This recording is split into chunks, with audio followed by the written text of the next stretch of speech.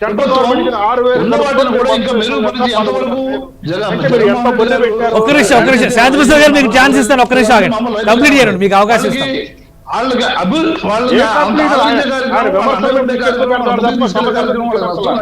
ఉండే కార్యక్రమం నిరంతర ప్రక్రియ అది. ఎవరో వచ్చి చెప్పారనో లేదనేది అవుతే అయినప్పటికీ కూడా సలహాలు మంచి సలహాలు ఇచ్చినప్పుడు వాళ్ళకి మంచి సలహాలు ఇచ్చినప్పుడు తప్పనిసరిగా ప్రభుత్వం పరిశీలిస్తుంది. రెండు ప్రధానమైన అంశాలు, రెండు ప్రధానమైనటువంటి అంశాలు ప్రస్తావించారు, రెండు ప్రధానమైన అంశాలు ప్రస్తావించారు. ఈ ప్రక్రియ కొనసాగుతుంది. రైట్ శాంతి ప్రసాద్ గారు. సార్ ఇప్పుడు వీళ్ళ పార్టీ యువజన శ్రామిక రైతు కాంగ్రెస్ పార్టీ. యువజనులకు ఉద్యోగాలు పోయినాయి, కౌలు రైతులు కుదేలైపోయాడు, చచ్చిపోతున్నాడు. శ్రామిక వర్గాల్లో అసలు ఉపాధి అనేది లేకుండా పోయింది. కాబట్టి వీళ్ళు ఏదైతే నామకరణం చేసుకున్న పార్టీకి ఆ 3 అంశాలు ఎగిరిపోయినాయి. ఇప్పుడు ఆయన రైతు భరోసా అని చెప్తున్నాడు. వాళ్ళ మేనిఫెస్టో తీస్తే 12,500 ఇస్తామని చెప్పేసి ఉంటాయి. వాళ్ళు చట్టం తీసుకొస్తున్నారు, తీసుకొచ్చారు, 7 లక్షలు ఇస్తామన్నారు, ఇచ్చారు. ఇవన్నీ అంతవరకు బాగానే ఉంది. ఈ 12,500కి కేంద్ర ప్రభుత్వం అదనంగా 6,000 ఇస్తుంది. అంటే 18,500 ఇవ్వాలి. ఆ రైతుకు అందాల్సిన చోట 13,500 ఎందుకు అందుతుంది? కేంద్రం ఇచ్చిన 6,000 కలుపుకున్నారు, మరి మిగతా సొంపు ఎందుకు ఇవ్వట్లేదు? ఇప్పుడు కౌలు రైతులు పవన్ కళ్యాణ్ గారు ఒక 30 మందికి వెళ్ళి ఇచ్చారు. మేము షూటింగ్ల మధ్యలోనే వస్తున్నాం. మరి మీరు ఏం ఊడబడుస్తారు? 3 సంవత్సరాలు నిత్యం ప్రజల్లో ఉండి ఆ కౌలు రైతులు గుర్తించలేకపోయారా? ఆ కౌలు రైతులకు ఇవ్వలేకపోయారా సొమ్ములు? ఆ 7 లక్షల రూపాయలు మీరు తీసుకొచ్చారు. ఆ చట్టం నెంబర్ 30/2019 ప్రకారం మీరు అది చేయలేదు కదా. అది చేయలేదు కాబట్టే మేము రోడ్డు మీదకి వచ్చాం. మీరు వెళ్ళి ఇవ్వండి. లేదా ఆ 30 మంది కౌలు రైతులు కాదు, వాళ్ళు ఆత్మహత్యలు చేసుకోలేదు, పంటల వల్ల చేసుకోలేదు, వాళ్ళు వేరే కారణం వల్ల సౌకర్యవంతమైన మరణాలు తెచ్చుకున్నారు, వాళ్ళు మా నవరత్నాలు గుర్తించలేదు, అందుకనే వాళ్ళు చచ్చిపోయారని చెప్తారు. స్టేట్మెంట్ ఇవ్వండి. క్రమశిక్షణ లేని రైతు, అసలు రైతు అనేవాడికే క్రమశిక్షణ ఉంటుంది. నిజంగా రైతు క్రమశిక్షణ తప్పితే ఏ ప్రభుత్వం మనగడ సాధించదు. మీరు ఏం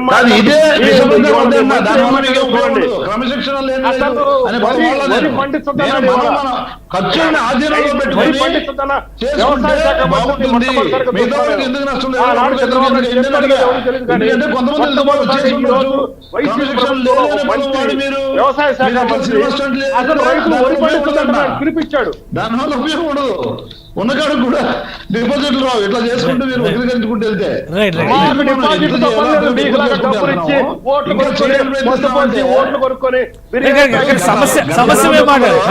మంది చనిపోతే 500కి ఇచ్చి, సుమారుగా 1000 చనిపోతే 500కి ఇచ్చి మీరు మా ఊరికినే వెళ్ళిపోయారు. మీరు అప్పుడు మీ పవన్ కళ్యాణ్ ఏం చేస్తున్నారో తెలియదు, ఏ సినిమా షూటింగ్ లో ఉన్నారో తెలియదు. అది జగన్మోహన్ రెడ్డి గారు వచ్చిన తర్వాత తెలుసుకోండి. ఈనాడు ఆంధ్రజ్యోతి తయారైతే మీరు కనబడతాడు. రైట్ ఒకరి కన్క్లూడ్ చేద్దాం ప్రసాద్ గారు. ఫైనల్ గా రాజకీయ పార్టీల ఆరోపణలు కానీ విమర్శలు కానీ ఎలా ఉన్నా కానీ రైతు ముందు బాగుపడాలంటే, రైతు ఆత్మహత్యలు నివారించాలంటే ఆంధ్రప్రదేశ్లో ఈ సమగ్ర సర్వే జరగడం కానీ, లేదంటే కౌలు రైతులకు సంబంధించి ఒక చట్టపరమైనటువంటి భరోసా రావడానికి కానీ అసలు ఆస్కారం ఉందా, లేదంటే ఈ రాజకీయ రాద్ధాంతం కానీ ఈ చర్చ మిగిలిపోతుందా మళ్ళీ? అంటే నేను అంటుంది ఇప్పుడు ప్రతిసారి కన్నా విభిన్నంగా చేద్దాం అన్న ఇంటెన్షన్ ఈ ప్రభుత్వానికి ఉంది అనుకుందాం ఈ నేపథ్యం. ఎందుకంటే ఇవన్నీ ప్రజాప్రభుత్వాలే, ఎవరు చేయండి ఈయన వినూత్నంగా చేస్తారన్న ఒకే ఒక్క ఆశతో 151 సీట్లు ఉన్నాయి. 151 సీట్లు ఈ ప్రభుత్వం ఈసారి వాళ్ళకున్న చక్కని వాలంటరీ వ్యవస్థతో ఈ డేటా సేకరించి అట్లీస్ట్ ఈ కౌలు రైతులను పరిరక్షించడానికి ఒక రాష్ట్ర నిధినైనా ఏర్పాటు చేయమనండి. అట్లీస్ట్ 2 విషయాలు చెప్పదలుచుకున్నాను. ఇక్కడ కళ్ళాల్లో ఉన్న రైతు పండించిన ధాన్యాన్ని గిట్టుబాటు ధర కేంద్ర రాష్ట్ర ప్రభుత్వాలే కొంటున్నాయి. సో ఈ నేపథ్యంలో రైతు పండించే సామర్థ్యానికి రైతు పెట్టుబడులు బ్యాంకుతో అనుసంధానిస్తూ, ఇందాక రవికిరణ్ గారు చెప్పినట్టు ఆ కిసాన్ క్రెడిట్ కార్డులో ఏవో ఏర్పాటు చేసి అట్లీస్ట్ ఈ కౌలు రైతుల్ని పరిరక్షించమనండి. బేర్ మినిమం పెట్టుబడి అండ్ యూరియాకి అండ్ వాడి చల్లుకోవడానికి విత్తనాలకి ఈ సబ్సిడీలు ఇస్తూ వీళ్ళని పరిరక్షించే నేపథ్యం ఈడ్చుకొడితే 12 కోట్లు 2,000 మందికి ఉన్నారు దేశం మొత్తం మీద ఉన్న రైతులు. కేంద్ర ప్రభుత్వం కానీ రాష్ట్ర ప్రభుత్వం కానీ ఒక విధి నిర్వహణ కనుక నిర్వర్తించగలిగితే దీంట్లో ఉన్న డేటా సింక్రనైజ్ చేసుకుని, it's a matter of fact. Respective బ్యాంకుల్లో నేను ఎన్నోసార్లు చెప్తున్నాను, ఓపెన్ క్యాష్ క్రెడిట్ కానీ ప్రసాద్ గారు మీ మాటకు అడ్డం వస్తున్నా చెప్పండి. ఏంటంటే కౌలు రైతు అనేవాడు ఎప్పుడైతే అతని నిర్వచనం లేదో ప్రతి 11 నెలలకి అతను మా కౌలు రైతుగా గుర్తించబడాలి అంటే చాలా కష్టం. ఒక రిజిస్టర్ మెయింటైన్ చేయాలి శాశ్వతంగా. ఇతను వ్యవసాయం భూమి లేకపోతే ఇతను మనుగడ సాగించలేడు అనేది. అయితే అతను ఎవరు భూమి చేస్తాడో తర్వాత విషయం. అదేనండి నేను అంటుంది అదే. కౌలు రైతు అనేవాడు సార్, ఎవరైనా సార్. గుర్తింపు లేదు అక్కడ. ఇప్పుడు నేను సింపుల్గా చెప్తారు మీకు అర్థమయ్యేలాగా. ఇప్పుడు ఏమవుతుందంటే ఇప్పుడు నేను అంటుంది ఈ వ్యవసాయదారుడు నా పొలంలో చేయొచ్చు, లేదా మీ పొలంలో చేయొచ్చు, లేదా కేశవ్ గారి పొలంలో చేయొచ్చు. వీడి వృత్తే వ్యవసాయం. వీడు పేరుకి ఒక వ్యవసాయ కూలీలాగా కౌలు చేసుకునే రైతుకి ఒక ఐడి కార్డు ఇవ్వండి సార్. ఇతనితో కిసాన్ క్రెడిట్ కార్డు అనుసంధానించండి. అది ఏ పొలం చేస్తే దానికి వర్తింప చేయండి. దీని నుంచి లీడ్ చేసే పథకాలు మీరు ఏవైనా సరే it's a matter of fact. End of the day ఈ పంటల్లో పండి పంటను పరిరక్షించడానికి అట్లీస్ట్ ఒక స్టేట్ ఇనిషియేటివ్ తీసుకుంటే మిగిలిన ఖచ్చితంగా ఇప్పుడు రైతు బంధు పథకం తెలంగాణలో ఆవిర్భవించుకునే దేశవ్యాప్తంగా 12,000 మంది రైతులకు అందే కార్యక్రమంకి డ్రైవ్ అయిందా లేదా? అలా వినూత్నంగా మీరు ప్రయత్నించండి నారాయణమూర్తి గారు. మీరు నవరత్నాల పథకాలు చైర్మన్గా ఉన్నారు కాబట్టి మీలాంటి వాళ్ళకి చాలా వెసులుబాటు ఉంటుంది. ఒక డైలాగ్ ఓపెన్ చేయండి అగ్రికల్చర్ మినిస్టర్తో. It's a matter of fact.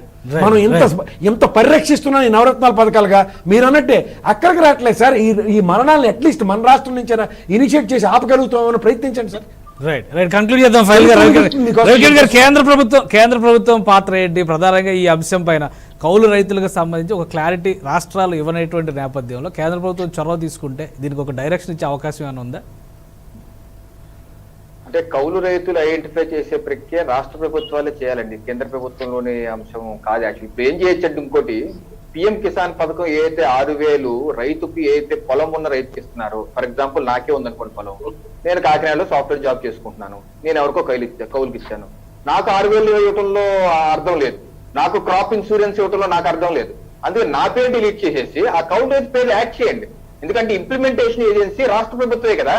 రాష్ట్ర ప్రభుత్వం ఇంప్లిమెంటేషన్ ఏజెన్సీ కాబట్టి పలానా రవికిరణ్ సర్వే నెంబర్ 302 పలానా గ్రామంలో ఉంది, దానికి కౌలు రైతు కాదు ఇతర పలానా అప్పారావుకి వచ్చే సంవత్సరం వరకు crop insurance, crop loan, Rythu Bharosa, input subsidy ఇవన్నీ అతనికే ఇవ్వండి అన్న మార్పు, స్థౌలమైన మార్పు రాష్ట్ర ప్రభుత్వం ఆ డేటాబేస్ చేంజ్ చేసి కేంద్రానికి ఇస్తే కొంత సమస్య పరిష్కారం అయ్యే అవకాశం ఉంది. అలాగే ప్రసాద్ గారు అందరూ చెప్పిన ఇన్ ఎడిషన్ నేనేం చెప్పదలుచుకున్నానంటే, ఇందాక వరి అన్నది ఇప్పుడు మనం వరి పండించడం నెంబర్లు పండిస్తారండి. ఇప్పుడు రేషన్ బియ్యం ఏదైతే కేంద్ర ప్రభుత్వం రాష్ట్ర ప్రభుత్వం ద్వారా కొనిపిస్తుంది, కేంద్ర ప్రభుత్వమే డబ్బులు ఇస్తారు, రాష్ట్ర ప్రభుత్వం ఏం కొందు, గింజ కూడా కొందు ఇస్తారు. అయితే దాన్ని ఎవరు తినకుండా మళ్ళీ అమ్మేసుకుంటున్నారు. దీనికి పరిష్కారం కూడా చూడాలి. నువ్వు ఆ నెంబర్ బియ్యం కాకుండా సన్న బియ్యం పండించే విధంగా చూసి రాష్ట్ర ప్రభుత్వం 100-200 ఎడిషనల్ ఇచ్చి సమస్య పరిష్కరించే విధంగా ఉంటే వాళ్ళు అమ్ముకోరు. ఇంకో విషయం ఏంటంటే వరి మీదే ఆధారపడి ధర్మాన ప్రసాదరావు గారు చెప్పింది కూడా నేను కొంతవరకు ఏకీభవిస్తాను. దాని మీద మేధోపదన జరగాలి. కేవలం వరి మీద ఆధారపడిపోవటం వల్ల రైతు కూడా నష్టపోతున్నాడు. వివిధ కమర్షియల్ క్రాప్ కూడా వెళ్ళకపోవటం వల్ల వాళ్ళు ఆర్థికంగా కూడా అభివృద్ధి చెందట్లేదు. అయితే మొత్తం అందరూ ఒకేసారి జరిగిపోవాలంటే జరగదు. అలా కాదు, మీరు సిస్టమేటిక్ గా ఒక సెక్టర్ జరిగే విధంగా చేస్తే ఈ రోజు దేశంలో 5 ఏళ్లకు సరిపడా బియ్యం గింజలు స్టోర్ అయి ఉన్నాయి, 5 ఏళ్లకు సరిపడా. అందుకని మోడీ గారు అన్నారు ప్రపంచం మొత్తానికి ఆహారం మేము సప్లై చేస్తాం, WTO అలౌ చేస్తే. ఎందుకంటారు 5 ఏళ్ళ వరకు స్టోర్ అయిపోయింది, ఫుల్ గా స్టోర్ అయిపోయి ఉంది. అందుకని మరి దీని మీద కూడా చర్చ జరగాలి. అంటే నేనైతే నిపుణుడు స్టోరింగ్ ఉంటే నిత్యావసర ధరలు ఎంత షూటప్ అయ్యేలా చేయాలని కూడా దాని మీద ఆలోచించాలి కేశవ్ గారు. రైట్ కంక్లూడ్ చేద్దాం. కిరణ్ గారు, ఇంత స్టాకులు నిజంగా ఉంటే మన దగ్గర నిత్యావసర వస్తువుల మీద స్థిరీకరణ ఎందుకు లేదు సార్? ధరల స్థిరీకరణ ఎంత ఇబ్బడి ముబ్బడిగా పెరుగుతుంది. అందుకనే రైస్ 2 ఏళ్ళ నుంచి ఫ్రీగా ఇస్తారు కదండి. ఎవరికి రైస్ అనేది 2 ఏళ్ళ నుంచి ఫ్రీగా ఎందుకు ఇస్తుంది కేంద్ర ప్రభుత్వం? ఎవరికి ఇస్తారు? అదే ఒకసారి కాదు, మంచి 10 కిలోలు ఫ్రీగా ఎలా ఇస్తుంది, ఉంది కాబట్టి ఇవ్వగలుగుతున్నారు. రైట్ థ్యాంక్ యూ రవికిరణ్ గారు, శాంతి ప్రసాద్ గారు, అలానే నారాయణమూర్తి గారికి, ప్రసాద్ గారికి ధన్యవాదాలు. ఇది కౌలు రైతులకు సంబంధించి ఆంధ్రప్రదేశ్లో కానీ ఇటు తెలంగాణలో కానీ ముఖ్యంగా తెలుగు రాష్ట్రాల్లో విపరీతమైనటువంటి సమస్య ఉన్న నేపథ్యం. అలానే ఆంధ్రప్రదేశ్లో వరుసగా 2 రోజుల్లో 5 మంది ఆత్మహత్యలు చేసుకోవడం అనేది కలవరపరుస్తున్నటువంటి అంశం. పవన్ కళ్యాణ్ చేసినటువంటి ఈరోజు కామెంట్స్కి అధికారంలో ఉన్నటువంటి వైసీపీ చాలా క్లారిటీ ఇచ్చేటువంటి ప్రయత్నం చేస్తే, అయితే కౌలు రైతుల స్థితిగతులపైన ఒక సమగ్ర సర్వే చేయడం ద్వారానే వీటికి ఒక శాశ్వత పరిష్కారాన్ని కనుగొనవచ్చు అనేది అందరి అభిప్రాయం. ఇది వాళ్ళ ప్రైమ్ డిబేట్. Keep watching.